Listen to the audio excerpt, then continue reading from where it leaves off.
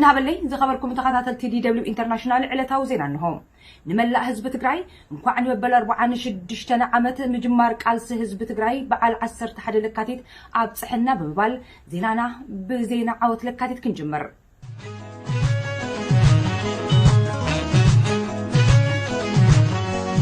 وفتبقس كم تحزي ساينساو مبرقاو دلون وكبو سلكلة معميكا بسرتتات كمار عدوم مرأيا مننت وتابقا أو دفعم علل ملحاسو يخوز حيثات مكلخال تግራይ ኣብ ከባቢ ግጀት ህዝቢ ከበሳብዝን ንብረት ኮረር ንዝመጸ ጸላኢ ድኢኹ ከሃድም ገይርዎሎም እዚ ብዕለት 8 ለካቲት 2013 ዓመተ ምህረት ህዝቢ ከበሳብዝን ክዘርፍን ዝወፈረ ጸላኢ حيثات مكلخال تግራይ ኣብ መንጎ ግጀትን ጣሽን ብዝፈነው መጥቃዕቲ ዝበዝሕ ተደምሲስሎም እቲ ዝተረፈ ድማ ጭርኡ ደጉሉ ሃዲሙሎም ኣብዙግ 110 ወተሃደራት ጸላኢ ከም ዝሞቱም 123 ከም ዝቆሰሉን 26 ድማ ከም ዝተማርኹን ካብቲ ግንባር ዝረኸብናዩ ሓበሬታ ይመልክት ከምኡውን ብርክት ዝበለ ብሬን ስናይፐርን ክላሽንን ከም ዝተማረኸን 12 ኣውቶቡስን 2 ኦራል መካይንን ድማ ካብ ጥቕሚ ወጻኢ ከም ዝኾናን እቲ ዝረኸብናዩ ሓበሬታ ይመልክት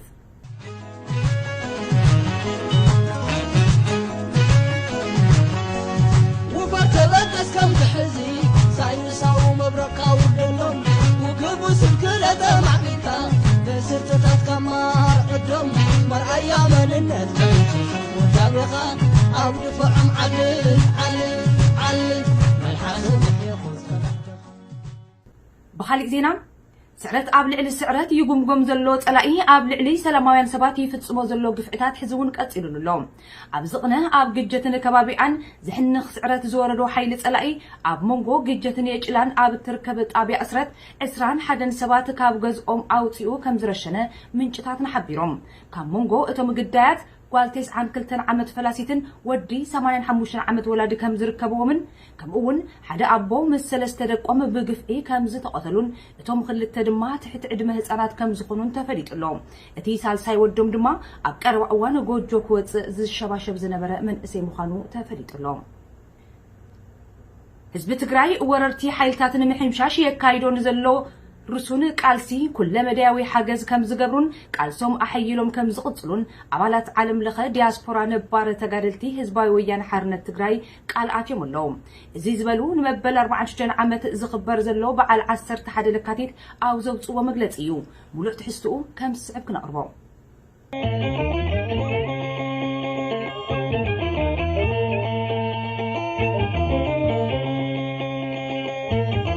لكاتيت عصرت حدا بزملكات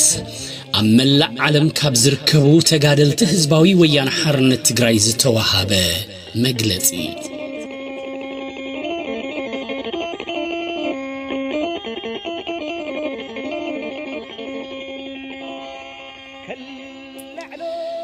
زخبر كان كابل بن فتوكان حزب تقراي زخبركم أب كلن جنبارات كوينات ما انتهلونا كبرن مسل عرسو سانن حزبهم بجننت التواد أزلهم معوتاتن كرعاتنان زخونكم حيلتات مكل خال تقراي زخبركم نخلهم عينتات ناي وررتن تسفحفحتن بارباراوي مرشنتي قتلت زمتان وران مسفرن ممزنن زيركبو تقراوين نمتفا عب علمنا مودادر تزيبلو قذعن بدلن تساويركم كاب آياتاتكم زورسكم وناي جغننت تاريخ نمدقام بحرانن هلخن التقالسو زلخم تبعات حيلتات هزباوي ميليشاتات تقراي بفلاي دما عتن بوررتي سراويت فاشست أبي أحمد عصبات وتادرات ساتنائل إيساياسن تنكحتنياتات أمحران بزبس حكنن أبزاس عاتي بس حكن بزلو صوتاوي تقعات كي تنبركخكن عند حقوق عالسز بتقراي بموخان كمتن نايتمالي وعروتاتن شقوينتن عديتاتكنن أحاتكنن بقطتا بعلخن بأكال أب حيلتات مكل خال تقراي بمسلاف ديو دقخن مرقكن بملآخ ليتن كأترن أفيت جنبارات كوينات بصنعات التواد أزلخن جغانو دك نستيو تقراي من إسي تقراي مهورات تقارو سبحابت تقراي عند حق حزبنا زخون كحرستاي تقراي كلهم نبرت كتماتاتن قطراتن تقراي مرحت هايمانوتن سعبت سلمنان كرستنان أبززل لهمو كمون زخبركم كاب تقراي وصا أملا إثيوبيان أبز تفلالي كفلات علامات التنبرو تقالست تقارون دقفت كالس حزب تقراين زخونكم أحواتنان أحاتنان انقوا نمبل 46 مجمار برتاوي تقادلو حزب تقراي أبصحكم أبصحنا حزب تقراي كتب بحال تاريخ كاز نقرنان زمهرنان انتلو تقراي كاب قدم جميرو تاريخ اي قزأن تاريخ اي مبركخن قيا عبيان كبري مننتين حرنتين نناي وشتن دقن جاقوانتن وررتن أحليفة ايهبن بمبال انصار كلهم عمستن وررتن جفتن زي قوارز ناي ولودتات كالس بمكياد اتفلت انت تكون بزد ما حبون كرع حزب كم زخونكا عالم زمسكرو تاريخ أبيا عبل عليك أنتي كمتونن كل زفلطويو نعبن نترحو انتي كدنا جغانو آياتاتنا حاسي يوحنسن آلولا بانقان كالوتن تقاروز مرحو سراوي تقراي انصار بعداويان وررتي تاليانن دربوشن كالوتن كابوش تعدد ما مستسفح فحتي كمن منيليكن تحابابرتومن مسناي وشتن دقن حيلتات قتيموم تاريخ سريحوم يوم كالسيلون بجغنا أبونا بلاتا هايل ماريامن مقالستومن زمراح قداماي ويانا أنصار بنقوس هات هايل سلاسي زمراح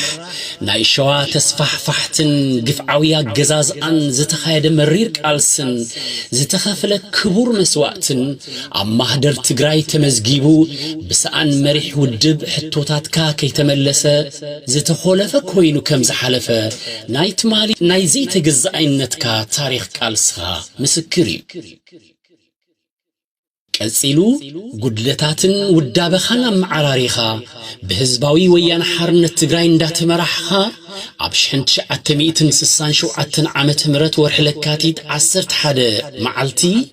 عم معراب تقراي عبرخا ددبيت بحموش تدقق تبرتن عسرت قراصات تجادلتن زولع خيو قالسي نعسرت شوعت عمتات አንጻር ጨፍጨፍትን ግፍዓኛን ወታደራዊ አገዛዝ አንደርግን ደገፍቱን ህብረት ሶቪየትን ንነውህን መሪርን ብረታዊ ቃልስ በመክያድ ከቢድ መስዋዕት በመኽፋል ጸላእት ኻደም ሲስካ አመቃብሮም በሕገ መንግስት እትምራህ ኢትዮጵያ ከምዝ ተመስረተት ዓለም ዝፈልጦ ናይት ማሊ ታሪኽ ካዩ ኢትዮጵያ ድማ አብ ጎደና ዕቤት ሰላምን ዲሞክራሲን አብ ዓለም ቅድሚት ክትስራ እጃምካ ዓብይ መንባሩ ዝሕባ አይኮነን ይኹን ደአምበር ዓወታት ህዝብ ትግራይ ብዘላቅነት ተዓቂቦም ክኸዱ አይከአሉን ስለዝኾነ ድማ ንጻት እውን እንተኾነ ደቂሶም ልካ ዘይፈልጡ ጸላእትኻ ድሕር 30 ዓመት ናይ ሰላምን ዲሞክራሲን ጊዜ ደመኛታትካ ቂምን ሕነክ ፈዲዩን ቃንጃ ፈጢሮም ብናይ ደገ ባዕዳውያን ኃይልታት ተዓጂቦም ተመሊሶም ናብቲ ንስኻ ዘይትደልዮ ክትኣቱ ብምግባር ዘርእኻ ክጠፍእ ዘስካሕክሕ ግፍዕታት ይፍጽሙልካ ኣለዉ ዳግም ከይትትስእ ኩሉ ኣብ ኢዶምን ሓንጎሎምን ዘሎ ግፍዕታት ይፍጽሙለዉ ሕጋዊ ብዘይኮነ መንገዲ ብምጭብርባር ኮረቻ ስልጣን ዝጨበጠ ዕሉል ፋሽስት መንግስት አብይ አሕመድ ምስጎይቱን አዛዚኡን በላዕሰብ ስርዓት ህግደፍ ጥምረት በመፍጣር ከምኡን በዚኦም ተሓዚሎም ዝኣተው ተስፋሕፋሕቲ ኃይልታት ትምክሕቲ አምሐራን በሓደ ተሰሊፎም ኣብ ልዕሊኻ መዘና ዘይብሉ ግፍዓዊ ወራር ምክያድ ካብ ዝጅምሩ እነሆ 105 መዓልታት ሓሊፉሎ እዞም ወረርቲ መብረስትን አራዊት ሰራዊታት ዕሉል ፋሽስት አብይ አሕመድ መዘንኡ ግብረ እከይ ኢሳያስ አፈወርቅን ትምክሕተኛታት ፋኖን ፍሉይ ኃይሊ አምሐራን ሚሊሻን በሐባር ብናይ ሕቡራት አረብ ኤሚሬትስ ናይ ሃገረ ሶማሊያ ድጋፍ ተወሲኽዎ ኣብ ልዕሊ ተጋሩን ትግራይን ዘርእናይ ምጥፋእ ቁልዕ ወራር ካብ ዘካይዱ በዓሰርታት አሽሓት ዝቁጸሩ ወገናትና ብዘይ ምሕረት ረሺኖም ከምኡን አሽሓት ደቂ ኣንስትዮ ትግራይ ተደፊረን ከተማታትን ቁሸታትን ትግራይ ብቁምቡላታትን መዳፍዕን ናይ ድሮንን ሚሳይላትን ባዲመን ኣለዋ ማዕለያ ዘይብሉ ናይ መንግስት ትግራይ ፋብሪካታት ትካላትን ሆስፒታላትን ዩኒቨርሲቲን ተዘሚተንን ዓኔንን ንብረትን ሀብትን ሲቪላት ተጋሩ ትካላትን ሀብትን ተወሪሩ መሳጊድን አብያተ ክርስቲያንን ገዳማትን ተደብዲበንን ቅርስታትን ተዘሚቱ አቅሽትን ሸኻትን ብግፍዒ ተቀቲሎም ንብረትን ተቃጺሉን በሪሱን ሰሪኦሞን እዕንዮሞን አለው እንስሳታት ትግራይ በወረርቲ ጤለበግዕን ከብትን ተሐሪደን መጽዓኛ አድገበቅልን አግማልን ተኾብኪበን ተወሲደን ኣለዋ ህዝብ ትግራይ ንዝሓለፉ ልዕሊ 3 ኣዋርሕ ጸላእትኻን ደመኛታትካን አሜን ኢልካ ክትግዝአሎም ኣብ ልዕሊ ወዲ ሰብ ክፍጸም ኢልካ ዘይሕሰብ ግፍዕን ጭፍጨፋን ኣብ ልዕሊ ህዝብናን መሬትናን ይፈጺሞም ይፍጽሙን ገና ተወሳኺ ህልቀትን ብርሰትን ኣብ ልዕሊኻ ከውርዱ ኣይደቀሱን ኣለዉ ክንድ ዘኸወለስኩስ ኢደይ ተነኸስኩ ከም ዝበሃል ንባዕልኻ ሕልፊ መስዋዕት ብምኽፋል ሰላምን ልምዓትን ብተነጻጻሪ ዲሞክራስን ፍትሕን ብማዕረን ኩሉ ህዝቢ ኢትዮጵያ ክንድ ዘረጋገጽካ ናይ ስልጣን ጎሓሉ ኣብ ልዕሊኻ ሰይጣናዊ ክሕደት ብምፍጻም ርእስኻ አድኒኖም ኣዋሪዶም ጎይታይም በይተይልካ ክትግዝኣሎም ብምሕሳብ ሰሪሕኻ ብርሃጽካን ብድኻምካን ዘጥረኻዮ ሃፍቲ ወሪሮም ባንክ ዓጽዮም መብራህት ጥፊኦም ቴሌኮሙኒኬሽን ቆሪጾም መድኃኒትን መግብን ከይትረክብ ኮታስ ኩሉ መራኸብ መንገድታት ቆሪጾም ምስ ህዝብ ዓለም ከይትራኸብን ጉዶምን ኢሰብአዊ ግፍዕታቶምን ከይቃላዕን ከቢቦም ከጽንቱኻ ሓገዝ ካብ ወፃእ ከይትረክብ ከልኪሎም ኻለው ቀንዲ ጸላእትኻ ፋሽስት አብይ አሕመድ ኢሳያስ አፈወርቅን ትምክሕተኛታት አምሓሩን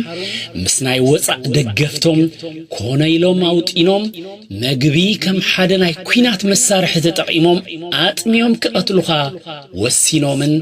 ካብ ኩሉ አግሊሎም ብጭካነ ከብርሱኻ ለይትን ቀትርን ብዘይ ዕረፍቲ ይሰርሑለው እዚ ከይአክል ሕጅውን ብሽምሽምግልና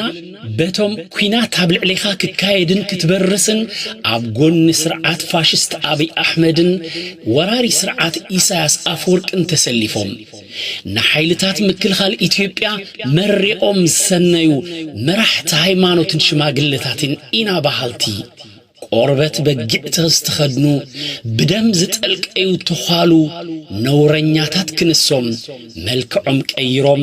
እንደገና ብጎቲም ካራክ ሓርዱኻ ላዕሊ ታሕቲ ክብሉ ትዕዘበለኻ ነዚኦምን ተንኮሎምን ተረዲእኻ ዘርአኻዮ ካብ ገዛን ዘይምውፃእ ተቃውሞን ቅሉዕ ሰልፍን ናይ ዘይምንብርካኽ ወነኻ ብተግባር ስለ ዘርአኻ شرحهم مفشلكا اللخمو اغن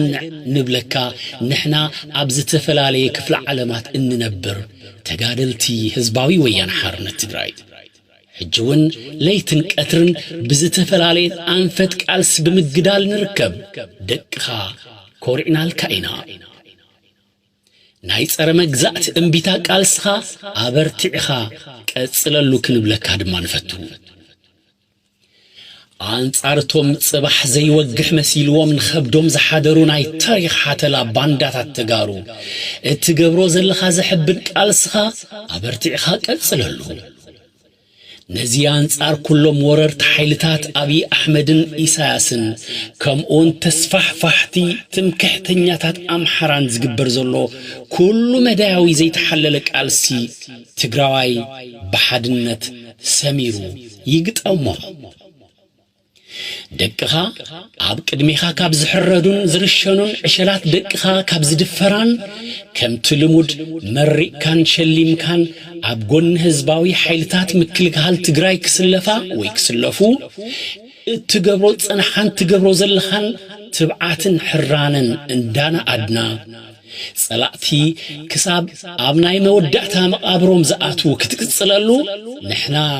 ገዳይም ተጋደልቲ ህዝባዊ ወያነ ሓርነት ትግራይ ንጽውዕ አወፃ ይኹን አውሽጣ ዓዲ ዝነብር ትግራይ ዘካይዶ ቃልስ ብዝያዳ ጠናኺሩ በብዘለዎ ግንባራት ናብ ዝለዓለ ጫፍ ቃልስ ከሰጋግሮ ንሕና ተጋደልቲ ህዝባዊ ወያነ ሓርነት ትግራይ ንኹሉ ትግራዋይ ጻውዒትና ነቕርብ نحنا بوصع هاجرات نركب تجادلتي نزوم كم هزبي كم مريتنا كتفونا استبجسوا فاشستاويان وررت صلاتنا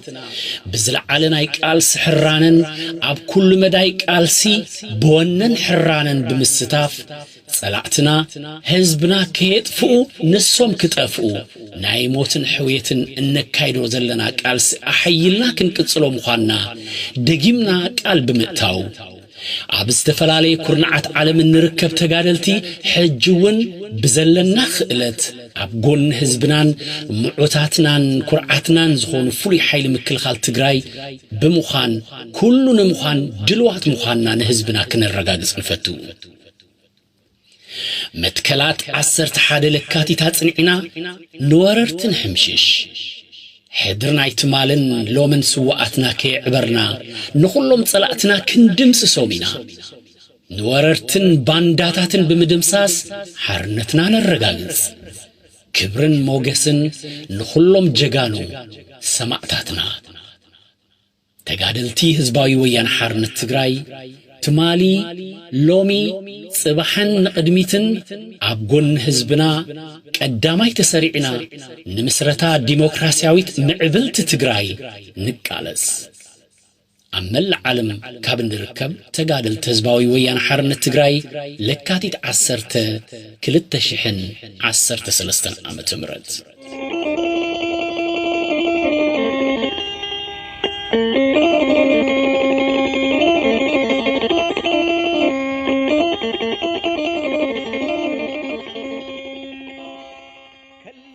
نبخل زينا تنسجر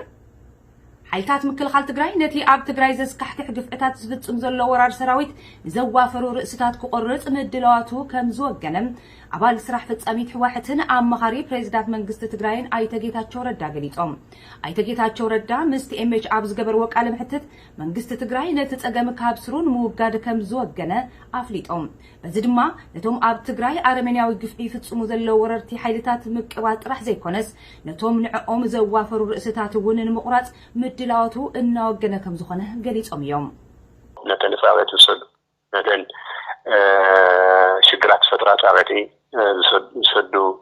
ዝልኦሁ ርእስታት ቆረጹ ሁሉም እዘን መስራሕ ዘኽእል ምድላዋት ንወገነለና ሓፂር ዝበሃል ጊዜ ኩሉ ነገር ተወዲኡ ትግራይ መሊእ ሓራት ወፅሉ ስርዓት ንሰርሕ ዘጋጣሚ እዚ ዝገልጽ ይደሊ ህዝቢ ትግራይ ብሓፈሻ ፍላይ መንእሰይ ድማ ነቲ ወራር ንምምካት የርእዮ ዘሎ ሓቦን ጅግንነትን እንኢዶም እዮም مناسي تግራይ تغورو ዘለኹም እንቅስቃሴ በጣም ዝሕብር ዝቁረይ ኣብ ኩሉ ከባቢታት ኩለን ግንባራት ናብ መደበር تعليمات በሻሓቱ ሄሉ ምህላዎም ንናጽነትኩም ንህልውና ህዝብኩም ንድህነት ህዝብኩም ዘለኩም ሓላቅነት ዘርኢ በተግባር ድማ በብግዜ ጸላይ በሻሓት እናቀተልኩም ትግራይ ረመጽ ምዃና ትግራይ መቃብር ትንከተኛታትን ወረርትን ምዃና ዝመርኣይ ዘኽእል ስራሕቲ ተሰርሑ ኣለኹም ብጣዕሚ ዝሕብን እዩ በዚ ኣጋጣሚ እዚ መሪሕነት ህወሓት ቅድሚ ዝነበርዎ ድኽመታት እውን ኣሪቡ ሰራዊትና እውን ዝሓሸ መንገዲ ተወዲኡ ዝገብሮ ምንቅስቃስ ብጣዕሚ ዘኹርዕ ውፅኢት ይርከበሉ ምህላው ዋላ ናይ ኮሚኒኬሽን ሰገማት እያ ዋላ ናይ ርክባት ዝሰገማት ስፍሕ ዝበለ ስርዓት ዝተጸንሐ በብግዚኡ እናተመሓየሸ ዝኸይድ ብተግባር እውን ሓፂር ዝበሃል ጊዜ ትግራይና ነፃ ነውፅሉ ህልውና ትግራይ ቀጻሊ ዕጫፍ ትግራይ እውን ንምውሳን ዘኽእለና ስራሕቲ ንሰርሐሉ ጊዜ ክመፅእ እዩ ዝብል ተስፋ ክገብሩ ዘጋጣሚ እዚ ዳዊት ቀደው ይደሊ መንግስቲ እንግሊዝ ሰራዊት ህግደፍ ካብ መሬት ትግራይ ብቅልጡፍ ንኽወፅእ ኣተሓሳሲቦም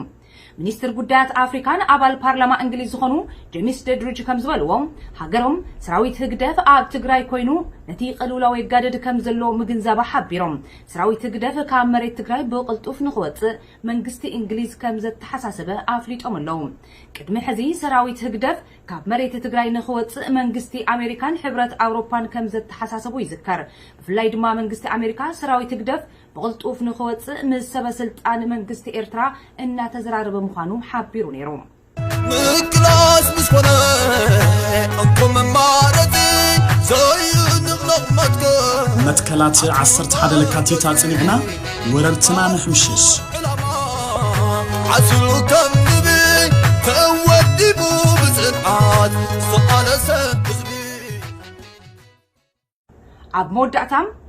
وجلو الكملخي أبي أحمد أب تجراي كلهم مرة خبطات عزيو يكايدو زلو زرقنا يمتلات سرحتن أب لعلي دك أنستيو تجراي والتهدراتو يفتسمو زلو عامت نقف نكيك علح كلهم غازيت أنياتات وش تعدن وطعن ناب تجراي نخيئاتو كالكيلو حابريتا ناي مركب مسل كم دلايو يرقصو كم زلو الجزيرات أبسيبو لهم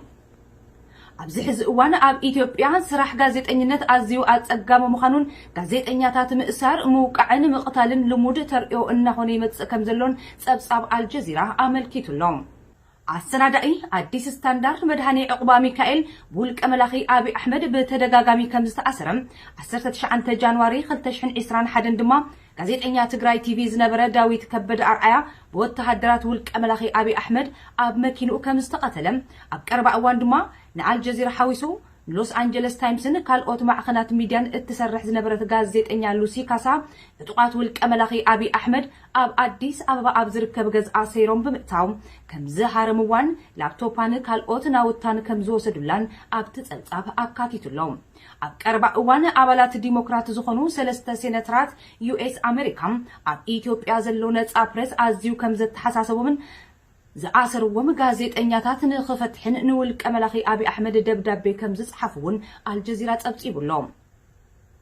ኣብዚ ሕዚ እዋን ብፍላይ ኣብ ትግራይ ዝፍጸም ዘሎ ጅምላዊ ቅትለትን ጾታዊ ዓመፅን ኢሉውን ኮነኢልካ ሰባት ኣብ ዝነብሩሎም ከባቢታት ዝግበር ደብዳብ ከቢድ ብረትን ካልኦት ገበናትን ንምፅራይ ዓለም ለኻዊ ጋዜጠኛታት ብዘይገለ ገደብ ናብ ትግራይ ንኽኣቱ ክፍቀድ ኣለዎ ብምባል አልጀዚራ ጸብጻቡ እዛዚሙሎም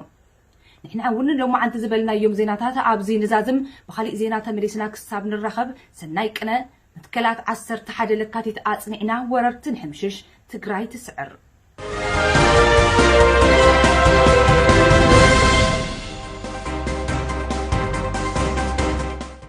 مكلاس مسكونه انكم مارتي زي نغلق متكلات 10 حدا لكاتي تاصنعنا وررتنا نحمشش عسلو كم نبي تودبو بزنعات سؤال سبزبي